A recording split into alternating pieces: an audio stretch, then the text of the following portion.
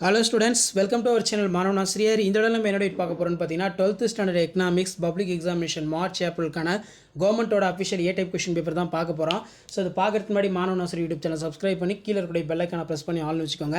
நமக்கு 12th economics பொறுத்த வரைக்கும் 90 மார்க் எக்ஸாம் 90க்கு 25 எடுக்கணும்.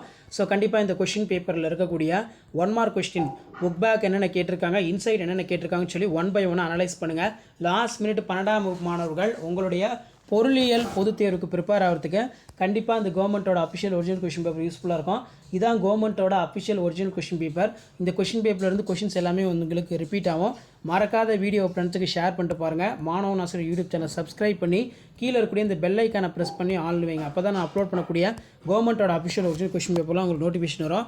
ஸோ இதில் வந்து பார்த்தீங்கன்னா ஏதேனும் 7 வினாக்களுக்கு விடையளிக்கும். வினா எண் 30 கட்டாயமாக விடையளிக்கும். 7 to 14 இதில் பார்த்தீங்கன்னா முதலாளித்துவம் என்றால் என்ன, what do you mean by capitalism, அடுத்து பார்த்தீங்கன்னா நெகிழி பணம் என்றால் என்ன, எடுத்துக்காட்டு தருக, what is plastic money, give the example, முழு வேலை வாய்ப்பு வரையறுக்கும், டிஃபைன் ஃபுல் எம்ப்ளாய்மெண்ட், நாட்டு வருமான கணக்கீட்டின் சொந்த நுகர்வு எவ்வாறு சிக்கலை தருகிறது, உடன்பாட்டில்லா வேளாண்மை பற்றி சிறுகுறிப்பு வரைக, give the short note of fractional unemployment, வேளாண் கடன் வழங்கும் துறையின் பணிகளை குறிப்பிடுக, mention the function of agriculture credit department, தடையற்ற வணிக பகுதி என்றால் என்ன, what is free trade area, விதைப்பந்து என்பதன் பொருள் கூறுக, specify the managings of seed ball, அதுக்கு கீழே வந்து பார்த்தீங்கன்னா சுழிய அடிப்படை வரவு செலவு திட்டம் குறிப்பு வரைக, write a note of zero based budget, ஜிஎஸ்டியோட உள்ளடக்கம் நல்லா பார்த்துக்கோங்க. நெக்ஸ்ட்டு வந்து பார்த்தீங்கன்னா 7 to 3 21 இதில் வந்து பார்த்தீங்கன்னா 14 கொஷின் கம்பல்சரியாக இருக்கும்.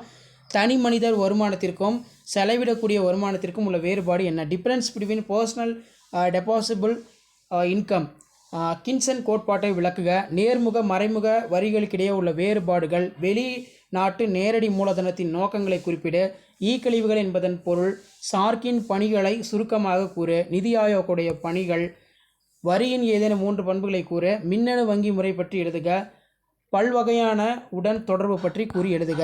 அடுத்து 7 to 35 ஸோ இதில் 5 மார்க் கொஷின்ஸ் இருக்குது. நாட்டு வருமானத்தின் முக்கியத்துவத்தை விவரிக்கவும், explain the importance of national income, இந்திய ரிசர்வ் வங்கியின் பணிகளை விவரிக்கவும், வறுமையின் நச்சு சுழற்சியினை வரைபடத்துடன் விளக்குக, இந்திய சமூக பொருளாதார மேம்பாட்டில் WTOடைய பங்கு, சேயின் அங்கவாடி விதியினை திறனாய்வு செய்க, இது ரொம்ப முக்கியம். அடுத்து வந்து பார்த்திங்கன்னா அயல்நாட்டு செலுத்து சமநிலையின் கூறுகளை விளக்குக, இதுவும் நல்லா படிச்சுக்கோங்க.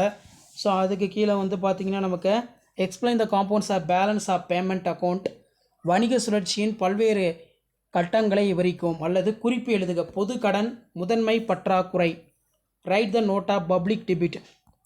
நெக்ஸ்ட் வந்து பார்த்திங்கன்னா நமக்கு நீடித்த அல்லது வளம் குன்றா வளர்ச்சியின் முக்கியத்துவம் மற்றும் அதன் நோக்கங்களை விளக்குக.